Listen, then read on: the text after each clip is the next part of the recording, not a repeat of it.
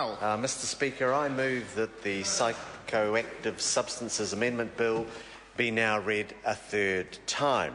Mr. Speaker, I'd like to thank all members for their contributions to the debate and particularly thank all those party representatives who worked so constructively with the government over the last 48 hours with respect to the bill, such that we've been able to build a broad consensus across the House on the issues before the bill. This bill, when it comes into force, will remove all psychoactive products with interim approval from the market. The police and the Psychoactive Substances Regulatory Authority have been working closely to prepare for the change. Starting today, police and authority enforcement officers have been visiting retail premises to ensure that affected parties are aware of their obligations. Retailers are being advised that they need to secure all products and return them to the wholesaler. Wholesalers are being advised that they will be required to recall all the products from their customers. Manufacturers will be advised that they will need to recall all products and dispose of them as directed by the authority. All parties will be advised that they can be expected to be visited by police and the Psychoactive Substances Regulatory Authority enforcement officers, and that any non-compliance may affect their ability to reapply for a licence under the full regime. The day this legislation commences, there will be active enforcement. At 12:01 a.m. on Thursday the 8th of May, the legislation will come into force, and it makes it clear that no one may sell, supply or possess psychoactive substances. Later that day, police and enforcement officers will visit all retailers to ensure that products have been removed from public view and are being returned to the wholesaler. As part of the recall notice, retailers and wholesalers will be required to maintain records of what products are returned, when they are returned and which manufacturers they are returned to. This will be matched against information from manufacturers about what products they received from who and when. It's also very important for us to consider that people who may be dependent on the products this bill removes from the market. The Ministry of Health expects that some people will experience serious symptoms from ceasing to use these psychoactive products, and withdrawal from these products can last 2 weeks or longer.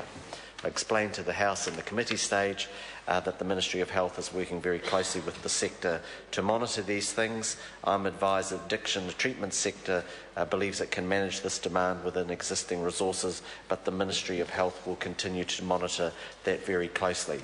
Mr. Speaker, what this legislation does is Parliament's quite clear. We are removing the interim licences, so these products that were previously enjoying an interim licence will no longer have a be licensed and will not be able to be sold, supplied or possessed. We are allowing that the individual retailers can maintain their licence for 2 weeks, and the purpose of this is to enable the authorities to have access to the retail premises and ask questions and obtain information from the people with their retail licences. The government will then is indicating that regulations will be passed in the next few months on the testing requirements needed to consider any new applications under this legislation.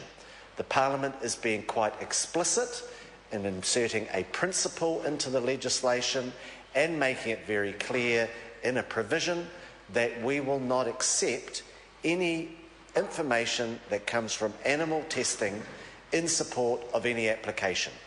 The Parliament is also being clear that there is a notwithstanding or a clause 2 of clause 12, a subsection 2 of clause 12, which makes it clear that we will be prepared to consider animal testing data from overseas only when that data can be used to decline an application under this legislation.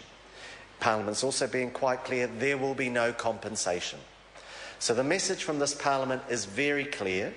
As of 12:01 a.m. on Thursday, these products are no longer legal, and it will be an offence to sell, supply or possess psychoactive substances.